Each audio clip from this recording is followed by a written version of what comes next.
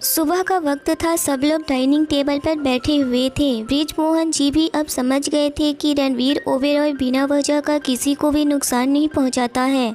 अभी भी रूहान की याददाश्त वापस नहीं आई थी, पर आरुषि रूहान का सामना नहीं कर पा रही थी। आरुषि रूहान के तरफ अभी भी ध्यान दिया करती थी। अम्मा रूहान को काफ़ी ज़्यादा ही देखभाल किया करती थी, क्योंकि रूहान को अभी केयर की ज़रूरत थी।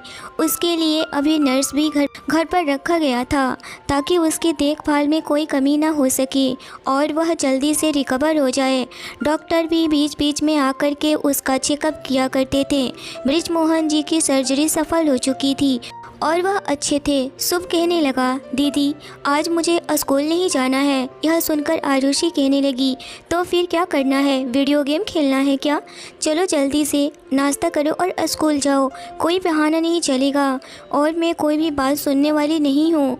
इतना सुनकर के शुभ बड़े ही प्यार से नखरे दिखाते हुए कहने लगा, प्लीज़ दीदी मुझे नहीं जाना है ना। आज देखो ना मेरी तबीयत ठीक नहीं है। तभी रणवीर कहने लगा, चैंपियन ऐसी बातें नहीं करते हैं। बोलो कि मैं बिल्कुल सही हूँ। भले ही तुम स्कूल ना जाओ, बट झूठ नहीं बोलते। यह सब बहाने मत बनाओ। चलो ठीक है, कोई नहीं, हम लोग कहीं घूमने चलते हैं। घूमने के नाम पर रूहान कहने लगा, तो फिर पक्का मैं भी चलूँगा।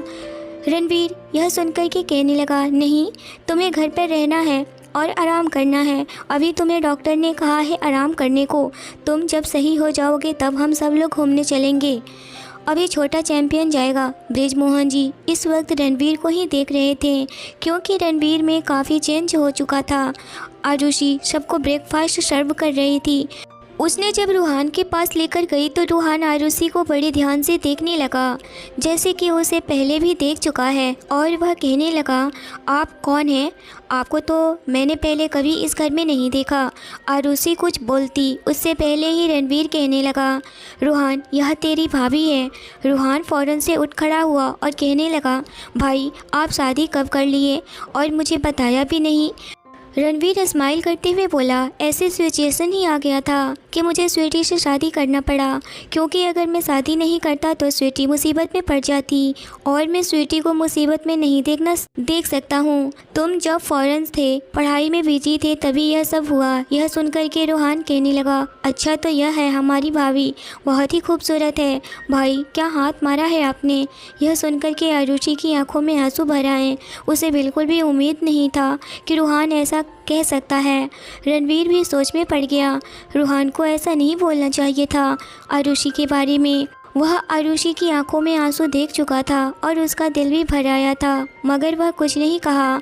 वही रूहान फिर से अपने चेयर पर जाकर के बैठ गया और कहने लगा, भाभी मुझे अब आपका ख्याल बहुत अच्छे से रखना होगा, क्योंकि मैं आपका प्यारा सा देवर जो हूँ। आरुषि भरी हुई आंखों के साथ स्माइल करते हुए कहने लगी, हाँ हाँ ज़रूर। बृजमोहन जी भी एक पल के लिए सोच में पड़ गए कि यह सब क्या हो रहा है, क्योंकि रूहान और आरुषि एक दूसरे से प्यार करती हैं। ये बात अभी भी बृजमोहन जी को नहीं पता था। तभी अम्मा कहने लगी, बेटा तुम टेंशन नहीं लो, मैं हूँ ना। अम्मा उठकर रूहान को ब्रेकफास्ट सर्व करने लगी। आरुषि शुभ के बगल में बैठ गई, पर वह खा नहीं रही थी। उसे ना खाते हुए देख करके रणवीर कहने लगा, क्या हुआ स्वीटी, खाओ ना। आरुषि होश में आई और वह हाँ में सर हिलाई और थोड़ा बहुत नाश्ता करके वह फ़ौरन से उठ गई और वह अपने कमरे में चली गई। शुभ आज एकदम से जिद किया हुआ था कि मुझे स्कूल नहीं जाना है, तो बृजमोहन जी उसे लेकर के टहलने निकल गए। आरुषि इस वक्त बहुत परेशान लग रही थी। यह सोच कर के रणवीर कमरे में गया तो देखा कि सच में आरुषि बेड पर बैठकर रो रही है। वह उसके करीब गया और उसके कंधे पर हाथ रखकर कहने लगा, स्वीटी क्या हुआ है? तुम रूहान के बातों को दिल पर नहीं लो, वह थोड़ा ज़्यादा ही नटखट है, कुछ भी बोल देता है। तुम तो अच्छे से जानती हो ना। आरुषि इस वक्त सिसकियाँ लेकर रोए जा रही थी। उसकी सांसें खींच रही थी और उसका फेस पूरी तरह से लाल हो चुका था और वह फ़ौरन से रणवीर के सीने से जाकर लग गई। आरुषि अपनी बाहों में रणवीर को भर ली और सिसक कर रोने लगी। रणवीर बिल्कुल भी देख नहीं पाया उसे इस तरह से रोते हुए और वह अपने हाथ की मुठ्ठियाँ कस लिया। थोड़ी देर आरुषि उसके सीने से लगी रही, फिर वह रोना कम की। रणवीर उसे कंधे से पकड़ के कहने लगा, क्या हुआ है स्वीटी, इतना रोना ज़रूरी है? मुझे बिल्कुल अच्छा नहीं लग रहा है, और वैसे भी मेरी स्वीटी रोते हुए बिल्कुल भी अच्छी नहीं लगती, पता है ना। चलो अब स्माइल करो। आरुषि फिर से रोने लगी। यह देख कर के रणवीर अपने आप को रोक नहीं पाया और उसे अपने सीने से लगा लिया और कहने लगा, जाना, इतना रोना किस बात के लिए? हाँ, रणवीर इस 10 दिनों में इतना प्यार आरुषि को दिया कि वह रूहान को बोलने लगी थी, पर उसके दिमाग में रूहान अभी भी जिंदा था और वह उसका पहला प्यार जो था, और अब उसके आंखों के सामने उसके खुद के घर में ही रहता था, जिस वजह से आरुषि अनकंफर्टेबल फील कर रही थी। भले ही रूहान की याददाश्त ख़त्म हो चुकी थी, मगर आरुषि को तो अच्छे से याद था रूहान के साथ एक एक पल बिताया हुआ था। वह कैसे उसको झुठला सकती थी। वह सोच रही थी कि काश मेरी भी रूहान के जैसे ही सारी यादें मिट जाए तो कितना अच्छा होता, पर वह चाहकर भी ऐसा नहीं कर पाती थी।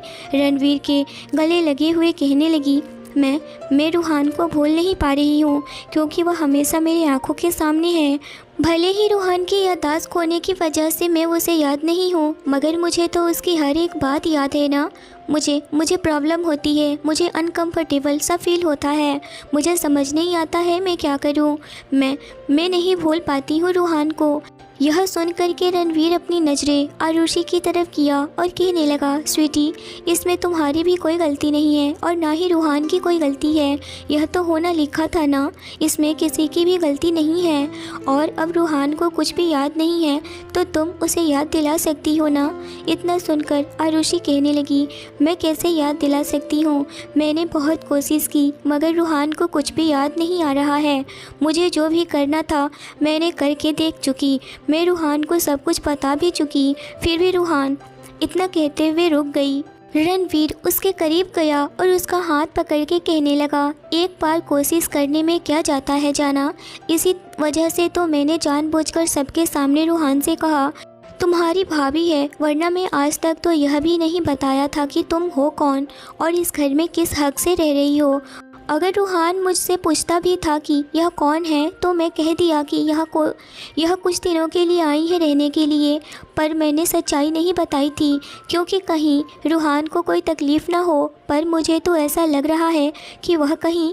तभी जय आया और कहने लगा, रणवीर, तुम जो सोच रहे हो वह बिल्कुल गलत है। रूहान की याददाश्त सच में गई हुई है, वह नाटक बिल्कुल भी नहीं कर रहा है। यह सुनकर के रणवीर को अंदर से बहुत ज़्यादा ही तसल्ली हुई, क्योंकि वह आरुषि को खोना नहीं चाहता था।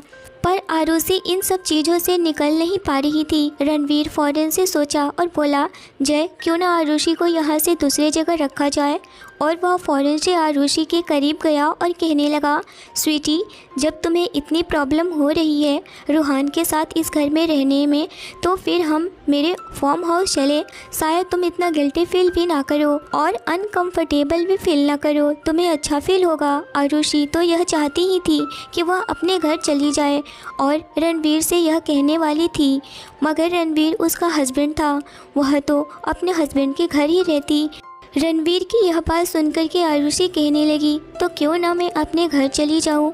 यह सुनकर के रणवीर कहने लगा, नहीं स्वीटी, वह घर तुम्हारे डैड का है और तुम्हारे डैड वहाँ नहीं रहेंगे। मैं तुम्हारे डैड के लिए एक अलग सा घर लिया हूँ, या फिर मैं चाहूँगा कि बृजमोहन जी यहीं रहें और तुम वहाँ रहोगी। अच्छा नहीं है ना, लोग बातें बनाएंगे। तुम तो अच्छे से जानती हो ना कि हमारा रिश्ता पब्लिकली कितने लोगों के बीच में हाईलाइट है, तो फिर तुम ऐसे रहोगी तो अच्छा नहीं लगेगा ना। जाना, तो तुम फार्म हाउस में शिफ्ट हो जाओ, मैं भी वहीं पर रहूँगा और यहाँ पर बस कभी कभी आता रहूँगा। मैं तुम्हें अकेले नहीं छोड़ सकता हूँ। इतना कह कर के जय से कहने लगा, जय, मेरा सामान फार्म हाउस में शिफ्ट कर दो। यह सुनकर के जय कहने लगा, ठीक है, मैं चलता हूँ, तुम भाभी का ख्याल रखना। इतना कहकर जय भी वहाँ से चला गया। रणवीर आरुषि का हाथ पकड़े हुए उसके बालों को सहलाने लगा और उसके चेहरे पर आए हुए बाल को कान के पीछे किया और उसके ब्लू आंखों में देखते हुए कहने लगा, स्वीटी, तुम बिल्कुल भी टेंशन नहीं लो, सब कुछ ठीक हो जाएगा। अगर तुम्हें रूहान के साथ रहना है तो तुम रह सकती हो, मैं तुम्हें बिल्कुल भी नहीं रोकने वाला हूँ। मैं तो रूहान का एक्सीडेंट के बारे में सुना और मैं यह जाना कि तुम रूहान की ही गर्लफ्रेंड हो, तो मैं उसी टाइम ही अपना मन बदल लिया था कि मैं रूहान की अमानत को रूहान के हवाले कर दूंगा। मगर फिर रूहान की ऐसी हालत हो गई कि मैं कुछ भी नहीं कर पा रहा हूँ। इसमें अब मेरा कोई भी बस नहीं चलने वाला है। अब तुम जो चाहोगी वही होगा। आरुषि रणवीर का हाथ थाम के कहने लगी, अब आप मुझसे पीछा छुड़ाना चाहते हैं, ऐसा क्यों? और वह यह बात रणवीर की आंखों में देखते हुए कह रही थी, क्योंकि रणवीर ने उसकी इतनी केयर और प्यार जताया कि रणवीर के लिए आरुषि के दिल में जगह बन गई। वह कहीं ना कहीं रणवीर को चाहने लगी थी, रणवीर को पसंद करने लगी थी, क्योंकि रणवीर उसके लिए बदलने को तैयार था और सब कुछ छोड़ने को भी तैयार था। और रणवीर में काफ़ी बदलाव आ भी चुका था और वह सिर्फ़ और सिर्फ आरुषि के लिए था। आरुषि कहने लगी, मैं जो भी पूछूं आज आपसे, आप सच सच बताओगे ना? यह सुनकर के रणवीर उसकी ब्लू आंखों में बड़ी ही गौर से देखने लगा कि आज आरुषि इतना हक जता के मुझसे कुछ पूछना चाहती है। वह फ़ौरन से कहा, हाँ क्या पूछना है स्वीटी, पूछो ना जो पूछना है, मैं सब चीज़ बताने के लिए तैयार हूँ। इतना सुनकर के आरुषि कहने लगी, उस लड़की का क्या हुआ जिस लड़की को आपने फांसी की सज़ा देने वाले थे? यह बात सुनकर के रणवीर की ब्राउन आंखें पूरी तरह से गुस्से में आ गई। वह पुरानी बातों को याद नहीं करना चाहता था, मगर आरुषि कहाँ चैन से बैठने वाली थी। वह पुरानी बातों को क्लियर किए बिना इस रिश्ते की शुरुआत भी नहीं करना चाहती थी। और रणवीर सोचने लगा, अगर मैं सब कुछ क्लियर नहीं करूँगा तो आरुषि को मैं बहुत गलत लगूँगा। जिस वजह से रणवीर कहने लगा, तुम चलो मेरे साथ, मैं सब कुछ तुम्हें दिखाता हूँ, सब कुछ तुम्हें पता चल जाएगा। वह आरुषि का सामान अम्मा को बोल दिया पैक करने के लिए और आरुषि को अपनी गाड़ी में बिठाया और लेकर चला गया। वहीं जहां आरुषि उस रात उस बंगलो में गई हुई थी, जिस बंगलो में आरुषि की आंखें देखकर रणवीर उसका दीवाना हो गया था, आज उसे अपनी पत्नी बना भी लिया था। वह जगह को देख कर के आरुषि हैरान और फटी आंखों से देख रही थी और वह डर भी रही थी। रणवीर आरुषि से आगे चल रहा था, आरुषि उसके पीछे थी, मगर वह रुक रुक कर चल रही थी। उसे डर बहुत लग रहा था। रणवीर उसे डरता हुआ देखकर कहने लगा, स्वीटी डरो नहीं, मैं हूँ ना। और वह आरुषि का हाथ थाम लिया और कहने लगा, चलो आओ। अब वह अंदर लेकर गया तो आरुषि देखती है कि बहुत सारे लोग वहाँ पर बैठे हुए हैं और वह सारे लोग कुछ न कुछ काम में लगे हुए हैं। और वह कोई काम ऐसे वैसे नहीं, बल्कि वहाँ पर कपड़ों की बुनाई का काम चल रहा था, जो कि सारे लोग लगे पड़े थे। आरुषि अपनी फटी हुई निगाहों से चारों तरफ देखे जा रही थी। रणवीर को देखकर सारे लोग अपना अपना सर झुकाने लगे और कहने लगे, क्या हाल है बॉस, आप सही तो हो ना? लोगों को रणवीर से इस तरह से बातें करते हुए देखकर आरुषि हैरान थी और पूरी तरह से चौंक सी गई थी कि लोग इस तरह से क्यों बातें कर रहे हैं, उन्हें तो डरना चाहिए ना। मगर उन्हें तो डर बिल्कुल भी नहीं लग रहा था। रणवीर स्माइल करते हुए बस आरुषि को ही देखे जा रहा था, क्योंकि आरुषि इस वक्त हैरान नज़रों से सब कुछ जानने की कोशिश कर रही थी, मगर वह चाहकर भी कुछ नहीं जान पा रही थी। तभी वह लड़की रास्ते में मिल गई और कहने लगी, क्या हाल है रणवीर, कैसी हो? रणवीर कहने लगा, ठीक हूँ सिस्टर, तुम बताओ कैसी हो? आरुषि उस लड़की को देख कर के हैरान थी और कहने लगी, तुम जिंदा हो? मगर तुम तो। रणवीर बस स्माइल किए जा रहा था, क्योंकि आरुषि इस वक्त कुछ भी समझ नहीं पा रही थी। वह समझने की कोशिश तो कर रही थी, मगर उसे कुछ भी समझ में नहीं आ रहा था। रणवीर सब समझ रहा था, अब आरुषि को परेशान करना नहीं चाहता था और वह आरुषि को अपने कैबिन में लेकर गया और जाते हुए सलोनी से बोला, सलोनी सिस्टर 2 कप कॉफ़ी भिजवा देना। सलोनी स्माइल करते हुए कहने लगी, okay my big bro. Ranveer Arushi का हाथ पकड़े हुए उसे अपने चेयर पर बैठाया और कहने लगा, अब तुम्हें यह जानना है ना कि यह सब क्या है? तो सुनो, यह सब लोग वह है जो कि इनके घर वाले इन्हें धक्के मार करके अपने घर से, अपने जायदाद से, अपनी ज़िंदगी से निकाल चुके हैं। वह सारे लोग यहाँ पर आकर के सुकून की ज़िंदगी गुजारते हैं और 2 पैसे की काम भी करते हैं। इन्हें रहने, खाने और घूमने फिरने की यह बंगलो देख रही हो ना, सारे अरेंजमेंट इनके अंदर में ही हैं और इन्हें किसी भी प्रकार की कोई भी तकलीफ़ नहीं होती है और हम सब लोग एक फैमिली की तरह यहाँ रहती हैं। आरुषि उसे बहुत ही हैरान नज़रों से इस वक्त रणवीर को देख रही थी कि यह तो बाहर से शैतान था, फिर अंदर से इतना भगवान की तरह क्यों है। उसके आंखों में बहुत सारे सवाल थे पर वह रणवीर से कोई भी सवाल नहीं कर पा रही थी। रणवीर सब समझ रहा था। वह कहने लगा, उस रात जब सलोनी भाग रही थी तो उसके पीछे उसके घर वाले पड़े हुए थे और वह उसके सौतेले भाई थे। अगर मैं अपने लोगों को उसके पीछे नहीं भगाता तो वह लोग इसे मार देते और मैं जानबूझकर सलोनी को मारने को अपने आदमियों से बोला ताकि वो लोग दरवाजे पर खड़े थे, वह लोग यह बात सुनकर चले जाएं ताकि उनके दिल में सुकून हो जाए कि वह लोग नहीं मारे तो किसी और ने ही उसे मार दिया। रणवीर की बातें सुनकर आरुषि एकदम से चौंक सी गई थी। तभी फिर रणवीर कहने लगा, आरुषि तुम जो भी यहाँ देख रही हो, सारे लोग यहाँ तो उन्हें घर से निकाल चुके हैं या फिर उनकी ज़िंदगी नरक जैसी कर दिए थे। वही लोगों को मैं पकड़ के उन्हें लाता था और अपने यहाँ उन्हें नौकरी पर रख लिया करता था। मैं उनकी हेल्प करता था, बाहर से यह दिखाता था कि मैं जल्लाद हूँ, मैं उन्हें मार रहा हूँ क्योंकि उनके घर वाले यही चाहते थे, उन्हें पसंद नहीं करते थे। क्योंकि उन्हें घर वाले नहीं चाहते और उन्हें पसंद नहीं करते, मैं मारता नहीं था, उन्हें अपने पास रख लिया करता था। अब तुम सोच रही होगी कि मैं तुम्हारे डैड के साथ क्यों ऐसा कर रहा था। अगर मैं तुम्हारे डैड के साथ ऐसा नहीं करता तो मैं अपने कंपनी में उन्हें जॉब पर नहीं रखता, तो लोग उन्हें पीछे पड़े हुए थे और उनको जान से मार देते और मैं नहीं चाहता था कि इतने ईमानदार आदमी को कोई जान से मारे। इसी वजह से मैंने उन्हें अपनी कंपनी में जगह दिया। और तुम्हारे डैड जिस ऑफिस में काम करते थे वह पांडे एक नंबर का घटिया इंसान था। वह हाथ धो करके तुम्हारे पीछे पड़ा हुआ था और वह तुम्हारे डैड का ईमानदारी का फ़ायदा भी उठा रहा था। जब मुझे पता चला तो मैं उसके उसी भाषा में डील करना चाहता था, मगर बृजमोहन जी सारा सच पांडे को बता दिए। लेकिन मैं पांडे से अपना डील करके ही रहा क्योंकि वह बहुत बड़ा गैंगस्टर से मिला हुआ था और वह हमेशा से गलत काम ही करते आया था। वह लड़कियों का सप्लाई करता था और उन लड़कियों में तुम्हें भी। इतना कहते हुए रणबीर रुक गया। तभी सलोनी कॉफ़ी लेकर के आई और कहने लगी, हेलो भाई, और वैसे भी भाभी बहुत अच्छी है, आज बहुत दिनों के बाद आए हो, वैसे रूहान कैसा है। रणवीर कहने लगा, रूहान ठीक है। और बृजमोहन जी, उनका सर्जरी सही हो गया है ना। रणवीर हाँ में जवाब दिया। तभी सलोनी बोली, छोटा चैम्पियन कैसा है तुम्हारा, वह भी बहुत ही अच्छा है। यहाँ सब कुछ सही चल रहा है। हाँ, दाई माँ की थोड़ी तबीयत ख़राब थी पर मैंने उन्हें अस्पताल चेकअप करवा दिया है और वह सही है। मैं तुम्हें कॉल की थी पर तुम कॉल नहीं उठा पाए थे, जिस वजह से मैं खुद ही यह सब कर ली। सलोनी की बात सुनकर रणवीर कहने लगा, बहुत अच्छा, तुमने बहुत जल्दी अपना काम बहुत अच्छे से संभाल लिया है। पर जय तो आता रहता है ना यहाँ। जय का नाम सुनकर के सलोनी के चेहरे पर पूरी तरह से लाल हो गए थे। यह देख कर के रणवीर सलोनी के चेहरे को बड़े ही गौर से देखने लगा और कहने लगा, वाह, प्यार का असर हो रहा है। सलोनी कहने लगी, ब्रो तुम भी ना जाओ, मैं जा रही हूँ। इतना कह कर के सलोनी वहाँ से चली जाती है। आरुषि को इस सारी बातों पर बिल्कुल भी भरोसा नहीं हो रहा था।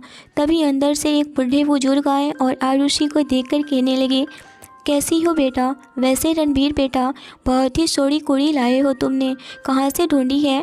रणवीर कहने लगा, बाबा मैं ढूंढा नहीं, बस मेरी किस्मत में थी तो मिल गई। तभी वह बाबा कहने लगे, बेटा तुमने बहुत अच्छा हमसफ़र ढूंढा है। यह लड़का लाखों में एक है, बहुत ही अच्छा नेक दिल है। देखो हमारी कितनी मदद करता है, हमें काम तक नहीं करने देता, दिन रात बस मैं यहीं पर आराम करता रहता हूँ और हराम का खाता हूँ। तभी रणवीर कहने लगा, क्या बाबा आप भी, बस आप आराम करिए, आपकी उम्र है, बस यही करिए। बेटा तुम्हें नहीं पता है। वह आरुषि का हाथ पकड़े हुए अंदर लेकर जाने लगे और कहने लगे, देखो आओ, इतने सारे यहाँ पर बूढ़े बुढ़ी हैं और हम में से किसी को भी यह काम करने नहीं देता है। कहता है आप लोग बस खाइए और आराम करिए। काम करने वाले कर रहे हैं ना, और सबकी ज़रूरतें तो पूरी करता है। देखो क्या ठाठ है इसकी। जब आरुषि अंदर गई तो देखती है कि एक बड़ा सा हॉल था, उसमें सारे बड़े बड़े कमरे बने हुए थे।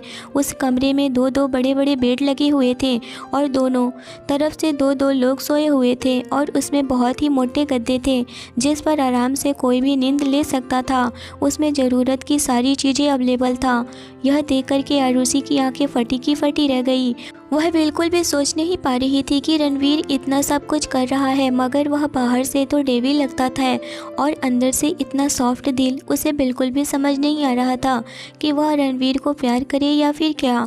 वह सब अपनी फटी आंखों से देख रही थी।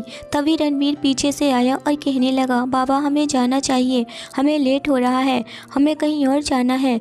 तो वह कहने लगे, ठीक है बेटा, मगर बहुत दिन बाद आए हो। वैसे रूहान जी कैसे हैं और बृजमोहन जी सही है ना? रणवीर बोला, सब लोग ठीक है, बस आप लोग अच्छे से रहिए। कोई भी बात हो मुझे कॉल करिए। जय तो आता ही रहता है ना सबकी खबर लेने? तो बाबा कहने लगे, हाँ बेटा, जय तो आता है, एक एक के पास बैठ के सबको अच्छे से देख कर जाता है। वह भी बहुत ही अच्छा बच्चा है। मैं कह रहा हूँ सलोनी तू शादी कर ले जय से, मगर वह मान ही नहीं रही है। रणवीर स्माइल करते हुए कहने लगा, बाबा मान जाएंगे, दोनों अभी समझने में एक दूसरे को वक्त दे रहे हैं, उन दोनों को भी समय चाहिए ना। बाबा भी हंस पड़े। रणवीर बोला, ठीक है, अब मैं चलता हूँ। रणवीर आरुषि का हाथ पकड़े हुए चल पड़ा। आरुषि को सब लोग वहाँ जानते थे, यहाँ तक कि उसके डैड के बारे में भी जानते थे, शुभ के बारे में भी जानते थे। आरुषि यह सब देख करके पूरी तरह से चौंक गई थी, मगर वह धीरे धीरे सबको समझने की कोशिश कर रही थी और वह बहुत कुछ समझ चुकी थी। जब आरुषि कार में बैठी तो कहने लगी, इतना खतरनाक डेविल की तरह इतना बोलकर वह चुप हो गई। तो रणवीर कहने लगा, अगर मैं ऐसा नहीं बनूं तो दुनिया मुझे लात मार देगी, इसीलिए दुनिया मुझे ना दबाए, यह रौब रखना पड़ता है मुझे, तभी इतने लोगों का मैं सब कुछ अच्छे से कर पाता हूँ। वरना अभी वह बोल ही रहा था कि आरुषि उसके गले लग गई। अभी रणवीर कार स्टार्ट नहीं किया था, वह भी आरुषि को अपनी बाहों में भर लिया और कहने लगा, क्या हुआ स्वीटी? उसे लगा आरुषि को कुछ हो गया, क्योंकि आरुषि को इस तरह से उसे गले कभी नहीं लगाती। आरुषि समझ रही थी कि रणवीर मुझे बचाने के लिए और मेरे डैड को बचाने के लिए इतना सब कुछ किया है। वह मेरे सामने सच बताता तो शायद मैं कभी मानती ही नहीं, जिस वजह से वह मुझसे जोर ज़बरदस्ती किया, पर मेरे डैड और मेरी भलाई के लिए ही तो किया ना। वह इतना समझ चुकी थी और उसके गले लग गई थी। रणवीर डर गया था और कहने लगा, क्या हुआ स्वीटी, बताओ ना क्या हुआ? आरुषि के आंखों में आंसू थे। रणवीर आरुषि को खुद से दूर किया और उसके चेहरे को अपने हाथों में लेके कहने लगा, क्या हुआ जाना? तुम्हारी इन आंखों में आंसू मैं बिल्कुल भी नहीं देखना चाहता हूँ। मुझे अच्छा नहीं लगता है स्वीटी, तुम्हें पता है ना, मैं तुम्हें हमेशा खुश देखना चाहता हूँ, फिर इस तरह से रोना क्यों? आरुषि कहने लगी बड़े ही प्यार से। पता नहीं क्यों मेरी आंखों से आंसू अचानक से आने लगे और वह अपनी नज़रें नीचे किए हुए थी। रणवीर उसके चेहरे की तरफ झुक कर के कहने लगा, अच्छा जी, अचानक से आंसू आने लगे, घर चले। अभी वह इतना कह ही रहा था कि आरुषि उसके माथे को किस कर ली। रणवीर तो खुशी के मारे फूले नहीं समा रहा था, उसे तो लग रहा था कि दुनिया की हर खुशी उसे मिल रही है। इतना देख करके वह आरुषि को अपने सीने से लगा लिया और कहने लगा, स्वीटी, मैं इसी दिन का तो इंतज़ार कर रहा था। मैं तुम्हें सच में बहुत ज़्यादा ही मोहब्बत करता हूँ आरुषि, मैं तुम्हें खो नहीं सकता हूँ, कभी भी नहीं, तुम मेरी धड़कन हो। आरुषि की रोने की आवाज़ तेज़ हो गई थी और कहने लगी, आई एम सॉरी रणवीर, मैं आपको समझ नहीं पाई, यह बात मुझे आप पहले क्यों नहीं बताएं? रणवीर, अगर मैं यह पहले बताता तो तुम कभी भी समझ नहीं पाती, क्योंकि तुम किसी और से मोहब्बत करती थी, मतलब कि रूहान से। आरुषि कहने लगी, पर अब ऐसा नहीं है। अभी वह इतना बोली ही थी कि रणवीर का फ़ोन बज उठा। वह फ़ौरन से फ़ोन उठाया और कहने लगा, क्या बात है? वह जय था। कहने लगा, तुम कब आ रहे हो? कब से मैं इंतज़ार कर रहा हूँ तुम्हारा, कहाँ हो, जल्दी आओ ना। रणवीर कहने लगा, बस तो रुक, मैं आ रहा हूँ। इतना कह कर के वह फ़ोन कट कर दिया। रणवीर कहने लगा चले स्वीटी, और वह कार स्टार्ट कर दिया और अपने फार्म हाउस चल पड़ा। आज रणवीर बहुत ज़्यादा ही खुश था क्योंकि उसे जो चाहिए था वह खुशियाँ मिल गई थी। रणवीर कुछ ही देर में अपने फार्म हाउस पहुँच गया। जय ने रणवीर का सारा सामान वहाँ पर शिफ्ट कर दिया था। अब आरुषि का सामान रह गया था, वह भी आ चुका था। आरुषि अपना सामान खुद सेट करने लगी थी। उधर रणवीर ने जैसे कहा, तुम बृजमोहन जी और शुभ को हमेशा के लिए रहने के लिए बोल दो, वह लोग ओबेरॉय पैलेस में ही रहेंगे। वैसे मैं बृजमोहन जी से बात कर चुका हूँ और वह मान भी चुके हैं। उनका सारा सामान घर से लेकर आ जाओ और यहीं पर शिफ्ट कर दो, और छोटे चैंपियन का स्कूल तुम ही रोज़ लेकर जाओगे। अब जाओ। जय बस रणवीर की बातें सुन रहा था और कहे जा रहा था और कुछ। तभी रणवीर एक गुस्सा लगाता है जय को और कहने लगा, क्या कब से और कुछ कहे जा रहे हो? जय स्माइल करते हुए, बस तुम्हारी बातें तो सुन रहा हूँ ना, अब मैं क्या करूँ बताओ। रणवीर जय को गले लगा लिया और कहने लगा, सोलोनी तेरा इंतज़ार कर रही है, जाकर मिल ले उससे, कुछ कहना है उसे तुझसे। इतना सुनते ही जय के चेहरे पर स्माइल आ गई, उसका फेस पूरी तरह से लाल हो गया था। रणवीर यह देख करके कहने लगा, वाह क्या बोल रहा है भाई, देखो यह है प्यार की ताकत। तभी जय कहने लगा, तेरी प्यार की ताकत क्या है बताओ। तभी रणवीर, अरे भाई मुझे पता है तेरी प्यार की ताकत, देख भी लिया है तो कहाँ से कहाँ तक आ चुका हूँ। मैं अब जा रहा हूँ, मुझे अपनी वाइफी के साथ टाइम स्पेंड करने दे, अभी इसमें टांग मत अड़ा। मुझे अभी 10 दिन की छुट्टी चाहिए क्योंकि मैं अपनी वाइफी के साथ अकेले में कुछ दिन टाइम स्पेंड करना चाहता हूँ। यह सुनकर के जय रणवीर की तरफ नजरें करके कहने लगा, वाह वाह वाह वाह क्या बात है, वाइफी मिली नहीं कि बस भाई को भूल जा। रणवीर स्माइल करते हुए, ऐसी बात नहीं है जय, तुम लोग तो मेरी जान हो। और इतना कहकर रणवीर के गले जय लग गया और कहने लगा, ठीक है ब्रो, मैं चलता हूँ, अपना ख्याल रखना और भाभी का भी, कोई भी बात हो मुझे कॉल करना, सब कुछ मैं देख लूँगा, तुम टेंशन मत ले, जितना दिन चाहे तू आराम कर। इतना कहकर वह गाड़ी में बैठता है और वहाँ से चला जाता है। सारे बॉडीगार्ड्स को वह हिदायत देकर गया था कि सही से देखभाल करना। इधर रणवीर कमरे में आया और देखा कि आरुषि अकेले सामान सेट कर रही है। वह आरुषि के पास गया और कहने लगा, स्वीटी सारा कुछ खुद से ही करना है क्या? यहाँ पर सर्वेंट भी हैं, उनसे भी कुछ करवा लो ना। आरुषि कहने लगी, जी नहीं, मैं अपना सारा काम खुद से करना चाहती हूँ, मैं नहीं चाहूँगी कि मेरा काम कोई और करे। रणवीर आरुषि को अपनी बाहों में ले लिया और कहने लगा, अच्छा जी, तो फिर मेरा काम कौन करेगा? हाँ। आरुषि के चेहरे पर एक स्माइल आ गई और आज रणवीर उसके चेहरे पर स्माइल पहली बार देखा था और उसके स्माइल में पूरी तरह से खो गया था। आरुषि आज हंसी थी और उसकी हंसी इतनी प्यारी थी कि रणवीर पूरी तरह से खुद को भूल गया था और कहने लगा, स्वीटी आज तुमने पहली बार मेरी लाइफ में खुशियाँ भर दी है, और वह पता है तुम्हें क्यों? आरुषि हैरान नज़रों से रणवीर की तरफ देखते हुए कहने लगी, क्यों, मैंने क्या किया है? रणवीर कहने लगा, क्योंकि इतनी महंगी स्माइल है तुम्हारी स्वीटी, मैं बता नहीं सकता हूँ। लाइफ में आज पहली बार मैंने तुम्हें हंसते हुए देखा है, आज मैं बहुत खुश हूँ। इतना कहकर वह अपनी बाहें फैलाकर रूम में चारों तरफ घूमने लगा और कहने लगा, मैं बहुत खुश हूँ स्वीटी, आज मैं बहुत खुश हूँ। दुनिया की मुझे हर चीज़ मिल गई है। अगर तुम मुझसे अभी गुस्सा भी हो जाओ ना, तो मैं भी तुम्हें मनाने के लिए हर वो काम करूँगा जिससे कि मैं तुम्हें मना लूँ और स्माइल करते देख सकूँ। आज तुमने वह खुशी दी है मुझे कि मैं बयान नहीं कर पा रहा हूँ। यह सुनकर के आरुषि खिलखिलाकर हंस पड़ी। यह देख कर के रणवीर और ज़्यादा ही खुश हो गया और कहने लगा, आरुषि मैं हमेशा चाहूँगा कि तुम ऐसे ही मुस्कुराती रहो, कभी भी तुम्हारे होठों से मुस्कान गायब ना हो, तो मेरी जान हो स्वीटी। इतना कहकर उसके माथे को किस कर लिया और अपने सीने से लगा लिया। आज आरुषि को भी रणवीर के करीब बहुत सुकून महसूस हो रहा था क्योंकि आज रणवीर के सारी सच्चाई जान चुकी थी। क्योंकि रणवीर जालिम नहीं था, डेविल नहीं था, वह तो बहुत अच्छा इंसान था, लोगों की बहुत हेल्प करता था। यह जानकर कि आरुषि अब रणवीर को खोना नहीं चाहती थी। उसे रणवीर के करीब बहुत सुकून महसूस होने लगा। रणवीर उसे गोद में उठाकर बेड पर लेकर गया और उसे वहीं लेटा दिया और कहने लगा, स्वीटी क्या तुम्हें इतराज़ है? आरुषि शर्मा कर अपने चेहरे को घुमा लेती है। उसके चेहरे पर शर्माहट साफ दिखाई दे रहा था। यह देख कर के रणवीर कहने लगा, हाय मैं मर जावा, मेरी स्वीटी को शर्माने भी आता है क्या। इतना कह कर के वह उसके गाल पर किस कर दिया। आरुषि कहने लगी, नहीं ना। रणवीर उसके हाथों को थाम कर कहने लगा, ठीक है तो फिर चलो सामान सेट करते हैं। इतना कहते हुए वह उठने लगा। आरुषि उसे गहरी निगाहों से देखने लगी। यह इंसान इतना बदल जाएगा मैंने कभी सोचा भी नहीं था। यह मेरे साथ ज़बरदस्ती भी नहीं कर रहा है, पहले तो वह ज़बरदस्ती करता था। अभी वह इसी सोच में थी कि रणवीर उसके पास आया और कहने लगा, अच्छा जी तुम्हें ज़ोर ज़बरदस्ती करना है हाँ। आरुषि उसके तरफ हैरान नज़रों से देखते हुए कहने लगी, आपको कैसे पता कि मैं क्या सोच रही हूँ। रणवीर स्माइल करते हुए कहने लगा, मुझे सब पता है स्वीटी कि तुम क्या सोच रही हो, तो क्या मैं ज़ोर ज़बरदस्ती करूँ अपनी वाइफी के साथ, अच्छी बात नहीं है ना। इतना कहते हुए वह उसके ऊपर झुकने लगा और कहने लगा, अच्छा जी मैं ज़ोर ज़बरदस्ती करूँगा।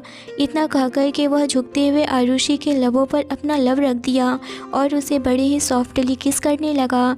आरुषि की आंखें बंद हो चुकी थी मगर रणवीर उसे ही देख रहा था और वह बड़े ही प्यार से किस कर रहा था। आज आरुषि भी रणवीर के किस का रिस्पॉन्स दे रही थी, क्योंकि अब तो वह भी रणवीर से प्यार करने लगी थी ना।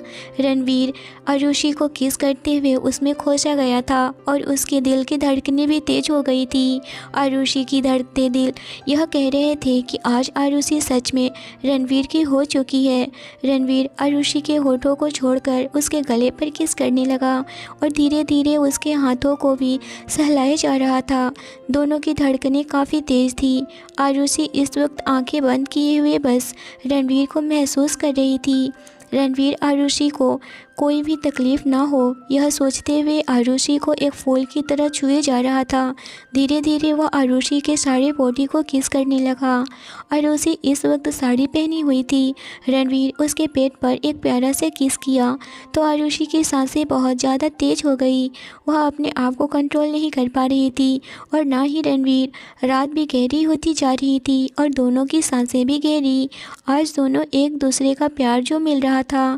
रणवीर पूरी रात आरुषि को वह प्यार दिया जिससे कि वह प्यार की हकदार थी। आरुषि भी रणवीर का वह प्यार पाकर बहुत ही खुश थी। वह रात बस दोनों के मिलन की रात थी।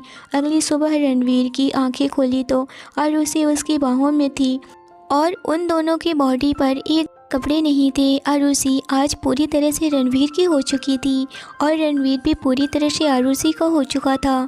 यह देख कर के रणवीर ने आरुषि के माथे को किस कर लिया और कहने लगा, गुड मॉर्निंग स्वीटी, सुबह हो गई है, उठो ना। आरुषि भी अपनी आंखें खोली तो वह शर्मा कर फिर से अपनी आंखें बंद कर ली। रणवीर स्माइल करने लगा और कहने लगा, मुझसे क्या शर्माना स्वीटी, अब उठ भी जाओ ना, या फिर अभी सोना है। आरुषि अपने आप को छुपाते हुए कहने लगी, आप जाओ मैं बाद में उठती हूँ। रणवीर स्माइल करते हुए कहने लगा, ओके स्वीटी, और वह फिर से उठ गया और वॉशरूम चला गया। कुछ देर में आरुषि भी उठी और वह रेडी होकर एक बहुत ही खूबसूरत पिंक कलर की साड़ी पहनी। आज उसकी मांग में सिंदूर और मंगलसूत्र कुछ अलग ही रंग कह रहे थे। वह बहुत ज़्यादा ही खूबसूरत लग रही थी। रणवीर उसे देख करके पूरी तरह से खो गया था। आरुषि अपने बाल को बना रही थी, तभी रणवीर उसके पीछे से आया और उसे अपनी बाहों में भर लिया और कहने लगा, चले डैड से मिलने। आरुषि रणवीर के मुँह से डैड सुनकर हैरान थी और कहने लगी, क्या कहा आपने, डैड से मिलने, आपके डैड?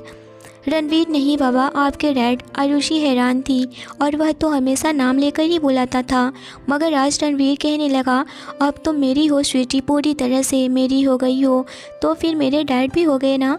और इतना कहकर के आरुषि के गाल पर किस कर दिया और कहने लगा, और भी चाहिए मुझे कुछ। आरुषि शर्मा कर अपना सिर नीचे कर ली और कहने लगी, चले जल्दी। इतना सुनकर रणवीर भी शांत हो गया और कहने लगा, ओके बाबा ठीक है, नहीं करता हूँ परेशान अपनी स्वीटी को। और आरुषि को अपनी बाहों में भर लिया और उसके माथे को किस कर दिया और कहने लगा, चलते हैं, मुझे छोटे चैंपियन से मिलना है। और वह जल्दी से ओबेरॉय पैलेस चले गए क्योंकि उन्हें वहीं पर ब्रेकफास्ट करना था।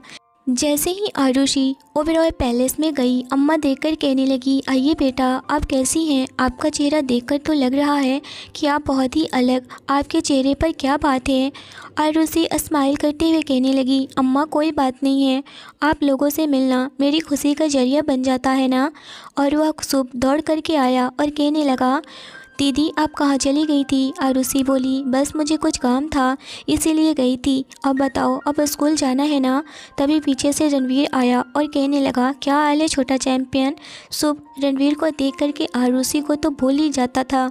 वह फ़ौरन से रणवीर के पास दौड़ कर गया और कहने लगा, कैसे हो जीजू आप? मैं तो बहुत ही मस्त हूँ। बृजमोहन जी सब समझ रहे थे क्योंकि आरुषि का चेहरा ही बता रहा था कि रणवीर आरुषि को अब खुश रखता है। बृजमोहन जी कहने लगे, आरुषि तुम रणवीर के साथ खुश तो हो ना? आपको कोई टेंशन तो नहीं है ना? आप रणवीर को बता सकते हो। इतना सुनते ही बृजमोहन जी को भी सब पता चल गया था रणवीर के बारे में, और वह यकीन कर लिए थे कि अब आरुषि रणवीर के साथ पूरी ज़िंदगी खुश रहेगी। रूहान भी ठीक हो गया था, बट उसकी याददाश्त अभी वापस नहीं आया था, और ना ही आए तो ही अच्छा है क्योंकि अब आरुषि तो रणवीर की हो गई। उधर सनाया से रूहान मोहब्बत करने लगा था। वह एक दूसरे के साथ दोनों बहुत ज़्यादा ही टाइम स्पेंड करने लगे थे। तो इस कहानी की आज होती है हैप्पी एंडिंग। हमारे हीरो को तो उसकी हीरोइन मिल चुकी, उसका प्यार उसे मिल गया। कुछ ही दिनों में रूहान और सनाया की भी शादी हो गई। जय और सलोनी भी एक दूसरे से प्यार कर रहे थे, उनकी भी बहुत जल्द शादी हो जाएगी। तो यह स्टोरी आपको कैसी लगी मुझे कमेंट करके ज़रूर बताइए। ऐसे ही इमोशनल रोमांटिक स्टोरी इस चैनल पर आती रहेगी। तो हमारे चैनल पर पहली बार आए हो तो इस चैनल को ज़रूर सब्सक्राइब करिए। कहानी अच्छी लगी हो तो लाइक ज़रूर करिए। स्टोरी कैसी लगी मुझे कमेंट में ज़रूर बताइए। तो चलिए मिलते हैं एक नई और बेहतरीन स्टोरी के साथ। तब तक के लिए आप सब लोग अपना रखिए ख्याल। इस स्टोरी को इतना प्यार और सपोर्ट देने के लिए बहुत बहुत धन्यवाद। Thanks for watching. सभी नए दोस्तों का स्वागत है। मेरा नाम राधा है। मेरे पति सऊदी अरब में रहते थे, इसलिए मैं हमेशा उनकी संगति के लिए बेताब रहती थी। मैं सारी रात अश्लील वीडियो देखती रहती थी। मेरी इच्छाएं दिन ब दिन बढ़ती जा रही थीं, लेकिन मुझे समझ नहीं आ रहा था कि मैं उन्हें कैसे पूरा करूं। फिर मेरा ध्यान देवर की तरफ गया। मेरा देवर बहुत ही खूबसूरत और जवान लड़का था। उसकी उम्र 18 साल थी, लेकिन वह दिखने में 22 साल का लगता था। जिम जाने की वजह से उसने अपनी बॉडी को बहुत मजबूत बना रखा था। मैंने सोचा कि अगर पति नहीं है तो क्यों ना उससे काम चला लूं। आखिर मेरी भी कोई जरूरतें थीं। मेरे भी बहुत सारे अरमान थे जो पति के न होने की वजह से पूरे नहीं हो रहे थे। हर रात मैं बेचैनियों में गुजारती थी, लेकिन अब सब कुछ मेरे से बाहर हो गया था। इसलिए मैंने देवर से जरूरतें पूरी करने का फैसला कर लिया। मैं देवर को बहाने बहाने से अपने कमरे में बुलाती। एक दिन मैं अत्यंत खूबसूरत कपड़े पहनकर अपने कमरे में बैठ गई और देवर को अंदर बुलाया। मुझे देखकर वह मुस्कुराने लगा और कहने लगा, भाभी आप मुझसे खुलकर कहें, आपको मुझसे क्या काम है? जो काम आप मुझसे करवाना चाहती हैं, मैं भी वह काम करने को बहुत बेताब हूँ। उसकी ये बातें सुनकर मुझे बहुत हैरानी और खुशी हुई कि मैं भी कितनी बेवकूफ हूँ कि मैं अपने देवर को समझ ही न सकी कि जो मैं चाहती हूँ वह भी वही चाहता है। मैंने कहा, चलो फिर ठीक है, फौरन से दरवाजा बंद करके आ जाओ। मेरे देवर ने जल्दी से दरवाजा बंद किया और जल्दी से किसी शेर की तरह झपट पड़ा और सारी रात पूरी ताकत के साथ। मेरी शादी को बस 1 महीना ही गुजरा था कि मेरे पति सऊदी अरब जाने के लिए तैयार हो गए। बहुत रोकने के बावजूद भी मैं अपने आंसू नहीं रोक पा रही थी। अभी तो मेरे कोई सपने भी पूरे नहीं हुए थे और न ही मैंने अपने पति की संगति को ठीक से महसूस किया था। मेरी शादी 28 साल की उम्र में हुई थी। हालांकि मुझे शादी की इच्छा छोटी उम्र में ही होने लगी थी, क्योंकि मेरा शुमार उन लड़कियों में होता था जो कम उम्र में ही गैर अनैतिक किस्म की वीडियो देखने की आदी हो जाती थीं।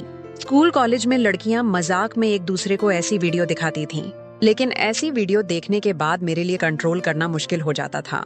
इसीलिए मेरी शादी की इच्छा बढ़ने लगी। मैं इतनी खूबसूरत नहीं थी, इसीलिए जो भी मेरा रिश्ता देखने आता वह नापसंद करके चला जाता, जिसकी वजह से मेरा दिल टूट जाता। जितनी ज्यादा मेरे दिल में शादी की इच्छा बढ़ती जा रही थी, उतनी ही ज्यादा मेरी शादी लेट हो रही थी। खैर, काफी देर रिश्ते ढूंढने के बाद मेरा रिश्ता मिल ही गया। मैंने फौरन हाँ कर दी।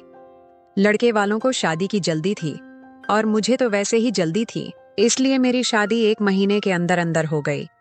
मुझे तो शादी की जल्दी थी ही, लेकिन लड़के को किस बात की जल्दी थी, इस बात का मुझे नहीं पता था। अपने पति को पाकर मैं बहुत खुश थी, लेकिन मेरी यह खुशी अस्थायी साबित हुई। शादी के कुछ दिन बाद मुझे पता चला कि मेरा पति सऊदी अरब में नौकरी करता है। मेरा पति सऊदी अरब में कपड़े सिलाई करता था, इसलिए उसे ज्यादा छुट्टियां नहीं मिली थीं। जब मुझे पता चला कि 1 महीने बाद ही वह दोबारा सऊदी चला जाएगा, तो यह सुनकर मैं परेशानी का शिकार हो गई। मैंने फौरन रोना शुरू कर दिया। मैंने कहा कि यह क्या बात हुई? अगर आपको सऊदी में ही रहना है तो शादी क्यों की? मेरे पति कहने लगे, मेरे बहन भाई अभी छोटे हैं। जब तक मेरा कोई भाई पढ़ लिख कर अपना कारोबार शुरू नहीं कर लेता, तब तक घर का मुझे ही चलाना है। घर के बहुत सारे खर्चे हैं जिन्हें मुझे ही पूरा करना है। यहाँ पर रहकर मैं दर्जियों का काम करता था, लेकिन लोग यहाँ पर इतने पैसे नहीं देते और घर का गुजारा अच्छी तरह से नहीं हो पाता, इसलिए मैं चला गया। वह कहने लगा कि मैं सऊदी में इतना कमा लेता हूँ कि घर में कभी तंगी नहीं हुई। मैंने कहा, आप ऐसा करें कि आप मुझे भी अपने साथ ले जाएं। मेरी बात सुनकर वह कहने लगा, इतना आसान नहीं है। मेरा वहां पर निजी मकान थोड़ी है, वहां पर किराया बहुत ज्यादा है। हम 10 लोग एक कमरे में रहते हैं, तब जाकर हमारा गुजारा होता है। फिर वह मुझसे कहने लगा कि मैं साल बाद छुट्टी आता हूँ, और वह भी बस महीने के लिए। ये सुनकर मेरा दिल खट्टा पड़ गया। मुझे अपनी शादी पर बहुत गुस्सा आ रहा था। पहले तो मेरी शादी सादगी से हुई, जिस तरह के सपने मैंने देख रखे थे ऐसा कुछ नहीं हुआ था, लेकिन मैंने सब्र कर लिया। ऊपर से मेरा पति गंभीर किस्म का बंदा था। न ही उसने मेरी कभी खुलकर तारीफ की थी, न ही मुझसे अपनी बेचैनियों का इजहार किया। मैं इस पर भी सब्र का घूंट पी गई, लेकिन साल में बस 30 दिन अपने पति की संगति में बर्दाश्त नहीं कर सकती थी। मेरे पति ने शादी अपने घर वालों की वजह से की थी, ताकि वह घर के काम करवा सके। मेरे रोने और नाराज होने पर भी मेरे पति को कोई असर न हुआ और वह सऊदी अरब चला गया। मैं फिर से वहीं तन्हा की तन्हा रह गई। रात भर मुझे नींद नहीं आती थी। पति के साथ बीते दिन याद आने लगे। सारा दिन गुजर जाता, लेकिन कोई संपर्क नहीं होता था। रात को बस 5-10 मिनट ही वह वीडियो कॉल करता, और उसमें भी वह अपने घर वालों के बारे में पूछता। मैं उससे बहुत प्यार भरी बातें करने को बोलती। मैं उससे प्यार भरी बातें करना चाहती थी, लेकिन वह मुझसे ऐसी कोई भी बात नहीं करता था। मेरी सास भी मुझसे मतलब से ही बात करती थी, वरना सारा दिन मैं घर के काम करती रहती थी। हाँ, अलबत्ता मेरा छोटा देवर मुझसे बातचीत करता रहता था। अक्सर मेरी सास रात को जल्दी सो जाती थी, फिर मैं और मेरा देवर घर में अकेले ही होते थे। अक्सर रात को खाना भी साथ ही खाते थे। मेरा देवर बहुत चालाक लड़का था। सारी रात वह मुझे अपनी यूनिवर्सिटी के किस्से सुनाता, लेकिन मुझे उसकी बातों में भी दिलचस्पी नहीं थी। फिर मैं रात को मोबाइल पर इंग्लिश मूवी देखने लगी, जिसे देखते देखते मैं सो गई। सुबह उठी तो मेरे जहन में वह सारे सीन चल रहे थे जो गुजरी रात को मैंने मूवी में देखे थे। फिर मैंने किचन का कुछ काम किया और दोपहर के लिए खाना तैयार कर लिया। काम के दौरान भी वही सीन मेरे दिमाग में चल रहे थे। मैं किचन में ही बैठ गई और मेरा दिल किया मैं वही सीन दोबारा लगाकर देखूं। मैं हर चीज से बेखौफ होकर वही सीन लगाकर देख रही थी। फिर अचानक मुझे ऐसे लगा जैसे कोई मेरे पीछे खड़ा है। मैंने पलट कर देखा तो मेरा देवर पीछे खड़ा था, और जो वीडियो मैं देख रही थी वह भी देख चुका था। मैं उसे देखते ही घबरा गई। वह भी सीधा हो गया और कहने लगा, भाभी, खाना तैयार हो गया है तो जल्दी से रोटी भी बना दें। मैंने कहा, हाँ, बस बनाने ही लगी थी। मैंने फौरन से मोबाइल बंद कर दिया और रोटियां बनाने लगी। लेकिन फिर मैंने महसूस किया कि मेरे देवर का रवैया मुझसे बदलने लगा था। पहले वह मेरे कमरे में नहीं आता था, लेकिन फिर मेरे कमरे में रोज रोज आने लगा। एक दिन कहने लगा कि शाम की चाय आपके कमरे में ही पी लेते हैं। आजकल सर्दी बढ़ गई है, लाउंज में ठंड लगती है। सर्दियों में भी मेरी सास की आदत थी कि वह ज्यादातर अपने कमरे में ही रहती थी और खाना भी वहीं पर खाती थी। मैं सास को खाना देकर आई तो मैंने अपने कमरे में देखा कि मेरा देवर मेरा मोबाइल चेक कर रहा था। उसने मेरी सारी गूगल हिस्ट्री देख ली थी। मैं किस तरह की वीडियो देखा करती थी, उसने सब कुछ देख लिया था। मुझे उसकी यह हरकत अच्छी नहीं लगी थी। आखिर वह होता कौन था मेरा मोबाइल चेक करने वाला? मैंने चाय का कप बेड पर रखा और अपना मोबाइल पकड़कर साइड पर रख दिया। चाय पीते हुए मेरा देवर कहने लगा, भाभी, आपको किस तरह की मूवीज अच्छी लगती है? उसके सवाल पर मैं डर गई। मैंने कहा, क्या मतलब? कहने लगा, मतलब एक्शन मूवी या रोमांटिक? मैं कुछ लापरवाही का शिकार हुई इसलिए कि वह उस मोबाइल पर वह वाहियात सीन देख चुका था। मैंने कोई जवाब न दिया तो वह खुद ही कहने लगा, मुझे रोमांटिक फिल्में अच्छी लगती हैं। मैंने उसकी तरफ देखा तो कहने लगा, मुझे इंग्लिश फिल्में बहुत अच्छी लगती है। आपको किस तरह की मूवीज पसंद हैं? उसके इस सवाल पर मैंने उसे घूर कर देखा तो वह हंसने लगा। कहने लगा, भाभी, मुझे आप अपना दोस्त बना सकती हैं, और वैसे भी देवर भाभी में इतनी तो दोस्ती चलती ही है, और वैसे भी आप मुझे बहुत अच्छी लगती हैं। भाई ने आपके साथ अच्छा नहीं किया, भरी जवानी में आपको अकेला छोड़कर सऊदी अरब चले गए। उसकी बातें सुनकर मेरा चेहरा लाल हो गया। मैंने कहा, मेरे सर में दर्द है, तुम अपनी चाय अपने कमरे में जाकर पी लो। बेशक मैं रोमांटिक किस्म की लड़की थी, लेकिन मैं यह सब कुछ अपने पति के साथ शेयर करना चाहती थी। मेरा देवर कौन होता था मुझसे इस किस्म की बातें करने वाला? मैंने अत्यंत सख्त लहजे में अपने देवर को वहां से जाने को कहा तो उसने फौरन अपना कप उठाया और अपने कमरे में चला गया। मेरा देवर अपनी बात बेझिझक मुझसे कहा करता था। अगले दिन मैं सुबह का नाश्ता बना रही थी जब भाभी भाभी की रट लगाए मेरे देवर ने अपने कमरे से आवाज लगाना शुरू की। उसकी आवाज सुनकर मैं उसके कमरे में चली गई। मैं बिना दस्तक दिए ही कमरे में दाखिल हुई तो वह अपनी शर्ट के बटन बंद कर रहा था। उसने आधी शर्ट के बटन बंद किए और फिर मुझसे कहने लगा, भाभी इधर आएं, मेरी शर्ट का बटन टूटा हुआ है, प्लीज इसे जल्दी से लगा दें, मुझे देर हो रही है। मैं झिझकते हुए अंदर आई। मेरे देवर ने मुझे सुई धागा दिया। मैं उसकी शर्ट का बटन लगाने लगी। मैं अपने काम में व्यस्त थी, लेकिन वह टकटकी बांधे मुझे ही देख रहा था। मुझे उसकी नजरों से उलझन हो रही थी। मैं उस वक्त सांस लेना ही भूल गई जब उसने मेरे चेहरे के सामने आते हुए बालों को अपने हाथ से पकड़कर मेरे कान के पीछे कर दिया। मैं एकदम बौखलाकर पीछे हटी। वह मुझसे कहने लगा कि आप घबरा क्यों रही हैं? आपके बाल तो आपकी आंखों के सामने आ रहे थे। मैंने सोचा पीछे कर दूं। मैंने जल्दी से बटन लगाया और कमरे में आ गई। मैंने महसूस किया था कि वह मेरे करीब आने की कोशिश कर रहा है। मैं अब अपने देवर से कतराने लगी। एक बार रात के वक्त मैं सो रही थी। मुझे ऐसे लगा जैसे किसी की नजरों की तपिश मेरे चेहरे पर पड़ रही है। गहरी नींद में भी मेरी आंख खुल गई। मेरे कमरे में बस नाइट बल्ब की रोशनी थी। मैंने अपने सोते हुए कमरे का जायजा लिया। आखिर मुझे उलझन किस बात की हो रही है? फिर मेरी नजर कमरे की खिड़की पर पड़ी।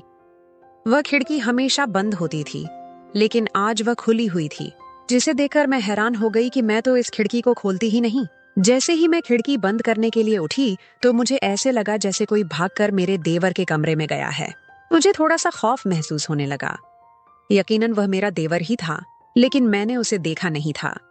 मैं अपने कमरे से बाहर निकलकर अपनी सास के कमरे में चली गई और उनके साथ जाकर लेट गई।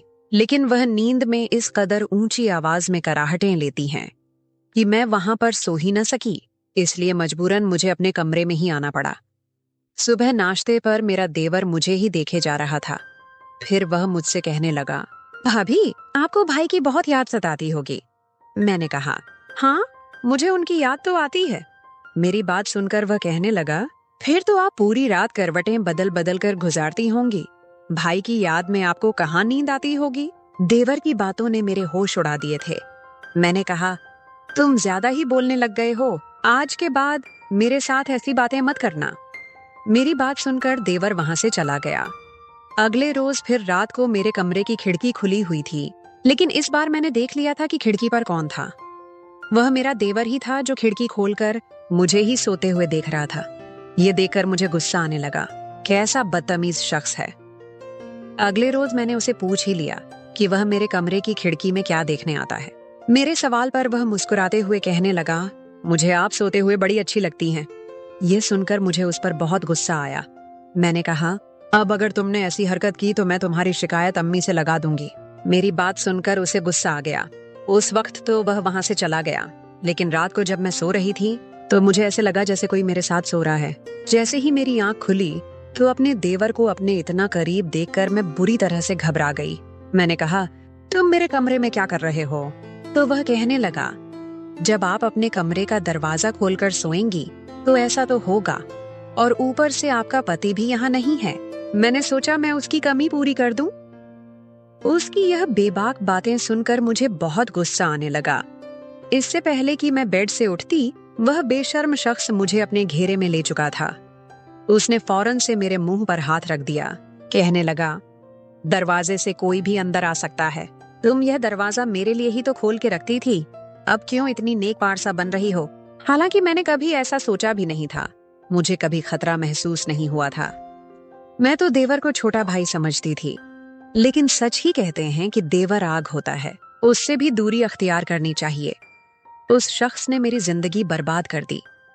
मैं रोती रही, लेकिन कोई रहम ना आया। उसने अपना काम पूरा किया और मुझसे कहने लगा, अगर दोबारा कभी मूड बना तो मुझे बता देना।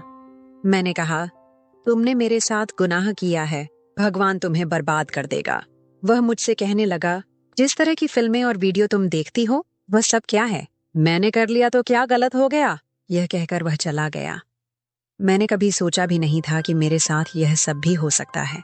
अगले रोज मैं बिना बताए अपने मायके चली गई। मैंने सोचा कि यह बात अपने पति को बता दूं। मैंने अभी यह किसी को भी नहीं बताई थी। एक दिन मेरी दोस्त मुझसे मिलने आई तो मैंने उसे अपनी सारी बात बता दी। वह मुझसे कहने लगी कि तुम्हें शुरू से ही अपने देवर को अपने साथ फ्री नहीं करना चाहिए था, उसे शुरू में ही हद में रखना चाहिए था। अब तुम्हारे ससुराल वाले तुम्हारी बात पर कभी भी भरोसा नहीं करेंगे। मैं यह सुनकर रोने लगी। मेरी बात को कोई भी नहीं सुनता। मेरी दोस्त कहने लगी कि तुम पढ़ी लिखी हो, अपने पति को कहो कि तुम्हें सऊदी अरब बुला ले, तुम वहां पर कोई टीचिंग जॉब कर लेना। मैंने ऐसा ही किया और अपने पति से कहा कि मैं तुम्हारे बिना नहीं रह सकती, तुम मुझे भी सऊदी अरब बुला लो, मैं वहां पर नौकरी कर लूंगी, नहीं तो मुझे तलाक चाहिए। मैं सोच चुकी थी कि अगर मेरे पति ने मुझे सऊदी अरब नहीं बुलाया तो मैं तलाक ले लूंगी। मेरे पति ने मेरी बात मान ली और मुझे सऊदी अरब में बुला लिया। मुझे वहां एक स्कूल में टीचिंग की नौकरी मिल गई। एक छोटा सा फ्लैट किराए पर ले लिया। मैं दोबारा इंडिया नहीं गई और अपनी नई जिंदगी वहां पे स्टार्ट की। मेरा बस यह कसूर था कि मैंने अपने को पाक नहीं किया और इसी वजह से गैर अनैतिक किस्म की वीडियो देखती थी। मुझे इस चीज का एहसास होने लगा कि मुझसे बहुत बड़ा गुनाह हो रहा था, इसलिए मैंने फौरन तौबा कर ली। मैंने हर बुरी चीज को अपने मोबाइल से खत्म कर दिया और अपने ख्यालों को पाक कर लिया। फिर मेरे पति हिंदुस्तान आने लगे तो मैंने वापस जाने से मना कर दिया। मैंने कहा कि मैं नहीं जाऊंगी, आप छुट्टी हो आएं, मैं आपका यहीं पर इंतजार करूंगी। मेरे पति अकेले ही हिंदुस्तान चले गए, लेकिन वह महीने का सिर्फ 1 हफ्ता ही वहां पर रहे और फौरन वापस आ गए। वह आते ही मुझसे कहने लगे कि मुझे तुम्हारी याद वहां पर बहुत आ रही थी, इसलिए मैं फौरन वापस आ गया। मेरा वहां पर दिल नहीं लगा। फिर कुछ अरसा बाद भगवान ने मुझे औलाद से नवाजा। मेरे यहाँ 3 बच्चे हुए और मैंने उनकी बहुत अच्छे से परवरिश की। फिर मुझे खबर मिली कि मेरे देवर की पत्नी किसी और आदमी के साथ पकड़ी गई है। अब मैं अपनी जिंदगी में बहुत खुश हूँ और अपनी फैमिली के साथ अच्छी जिंदगी गुजार रही हूँ। तो दोस्तों, कहानी आपको कैसी लगी? कमेंट सेक्शन में जरूर बताइएगा और इस तरह की और भी वीडियो देखने के लिए और कहानियां देखने के लिए हमारे चैनल को सब्सक्राइब कर लें। मिलते हैं आपसे किसी और मजेदार और अच्छी सी कहानी के साथ। धन्यवाद।